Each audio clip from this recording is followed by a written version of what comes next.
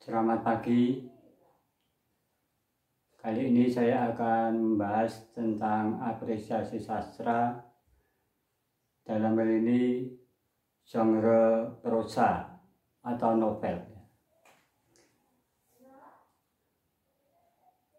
Dalam dunia sastra dikenal ada jenis karya sastra yang seringkali kalau istilah umum disebut novel ya. Tapi novel itu adalah bagian dari prosa ya, yang tentu saja berbeda dengan karya sastra puisi ya.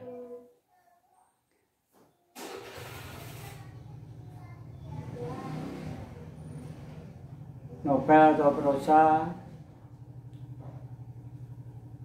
terbagi dari berbagai jenis, ditinjau dari segi periodenya. Jadi ada karya sastra yang termasuk karya sastra klasik, karya sastra abad 20, dan karya sastra kontemporer.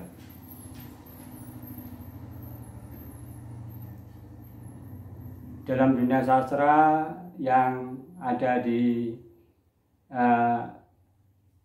sekitar kita, terutama yang bisa kita jumpai di toko-toko buku, ada banyak berbagai karya sastra yang baik ditulis oleh penulis Indonesia sendiri.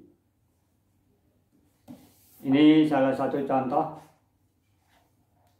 karya sastra yang dihasilkan oleh Umar Khayyam dengan judul Jalan Menikung ya. Pak Umar Khayyam ini beliau dulu adalah seorang dosen di Fakultas Sastra dan Kebudayaan Universitas Gadjah Mada.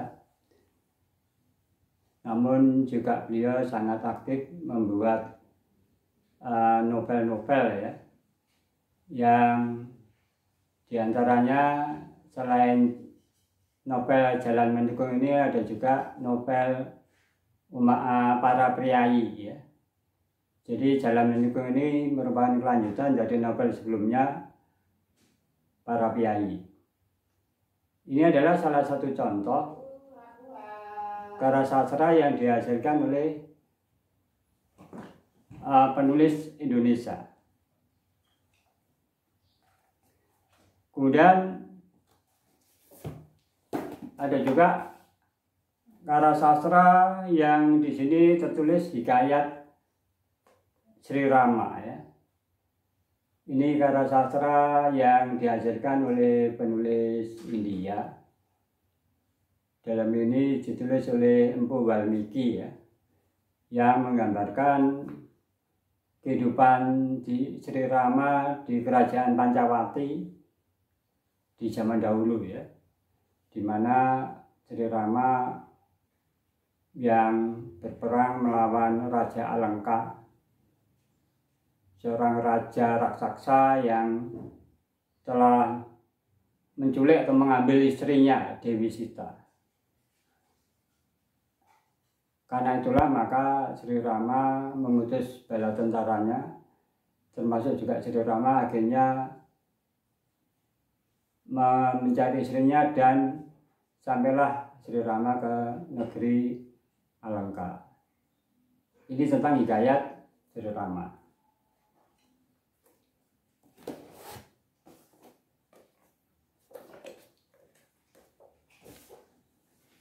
Kemudian dalam dunia sastra barat banyak dikenal ya karya-karya sastra yang dihasilkan oleh penulis, baik penulis dari Eropa, dalam ini Inggris,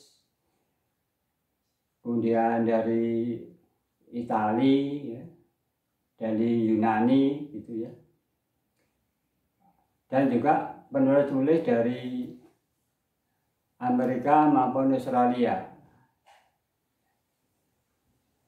Karya-karya mereka itu pada umumnya ditulis dalam bahasa Inggris ya. Seperti contoh yang saya tunjukkan ini berjudul Good Arts ya. Good Arts ini ditulis oleh Paul Esbach. Ya. Paul Esbach adalah seorang penulis abad 19 ya. Dia dulu anak seorang diplomat. Jadi bapaknya seorang duta besar, seorang diplomat yang pernah bertugas di India, kemudian pernah bertugas di Cina ya. Sehingga banyak karya-karya Paul Esbach ini yang mengangkat kisah tentang kehidupan orang Cina di daratan Cina sana. Contohnya ini adalah novel Goodhart. Goodhart ini berkisah tentang keluarga petani di Cina yang sangat menghargai sekali tentang bagaimana kegunaan tanah, manfaat tanah bagi kehidupan keluarga maupun masyarakat maupun bangsa pada umumnya.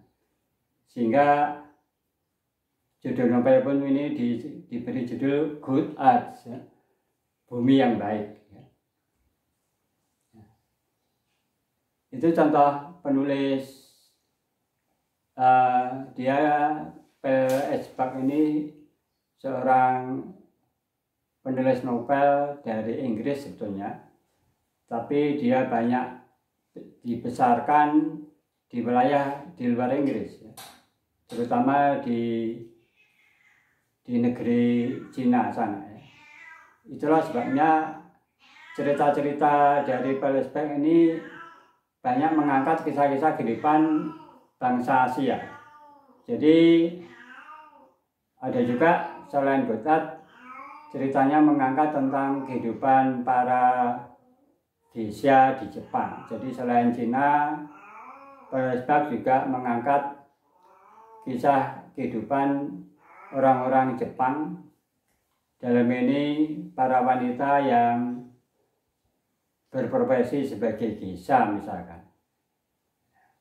Mengapa dia juga angkat Jepang, kehidupan orang-orang Jepang ya? Karena pada masa hidupnya Paul Esbach ini, dia tinggal yang dekat dengan wilayah itu. Itulah sebabnya dia juga banyak mengangkat kisah tentang orang-orang Asia, orang-orang Cina, Jepang, dan juga beberapa kisah lain yang tidak terlalu jauh dari wilayah Jepang dan Cina. Seperti tentang Thailand, ya, tentang ya. Selain Goodhart, sebetulnya ada novel lain yang ditulis oleh Paul Esbach ini, yaitu Babylon Woman. Ya. Babylon Woman ini juga berkisah tentang keluarga di Cina sana. Ya. Di mana dalam Babylon Women ini mengisahkan keluarga Wu. Namun dalam kisah Babylon Women memang nampaknya Paul Esbach yang menunjukkan bagaimana peranan seorang wanita. Jadi ada unsur feminisme ya di dalam kisah Babylon Women tersebut.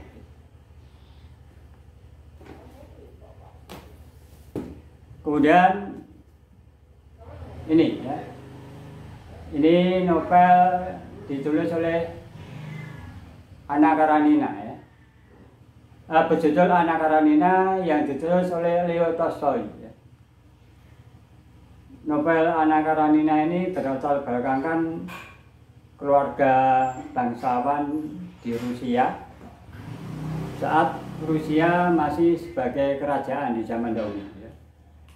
Jadi setting latar belakang waktunya ini mengambil pada abad 19 atau 1800-an. Pertengahan 1800 sampai ke 1900. Jadi Tolstoy hidup di abad 19, di mana Tolstoy banyak mengangkat cerita-cerita kehidupan keluarga bangsawan ya. Karena dia waktu itu hidup dalam masa era Rusia masih dikuasai oleh raja atau sesar ya, sesar istilahnya, sehingga novelnya pun juga berkisah tentang keluarga kerajaan. Dalam ini Anna Karenina ini adalah tokoh seorang istri ya, seorang istri yang bersuamikan seorang bangsawan ya, gitu.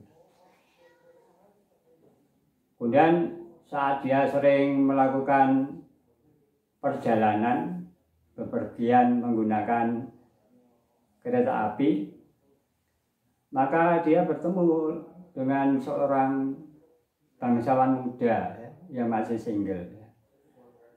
Setiap hari mereka bertemu dalam perjalanan kereta api itu, dan mereka sering melakukan percakapan ngobrol bareng gitu, sehingga ada kedekatan antara Anna Karenina ini dengan sang pemuda yang masih keturunan bangsawan tersebut. Sehingga terjadilah hubungan percintaan antara Anna Karenina dan sang bangsawan muda. Padahal Anna Karenina sudah menjadi istri dari juga seorang bangsawan. Bahkan Anna Karenina sudah mempunyai seorang anak yang diceritakan dalam novel itu. Anaknya sudah berusia 9 tahun. Hubungan Anna dengan sang bangsawan muda ini tentu saja akhirnya diketahui oleh suaminya. Namun sang suami tidak mau meributkan bagaimana perselingkuhan istrinya ini dengan orang lain, tapi dia secara diam-diam mengambil cara lain agar dia tidak harus selalu bertemu dengan istrinya. Sehingga suami Anna ini mengambil jalan dengan cara istrinya dipindahkan ke suatu rumah yang jauh dari keramaian,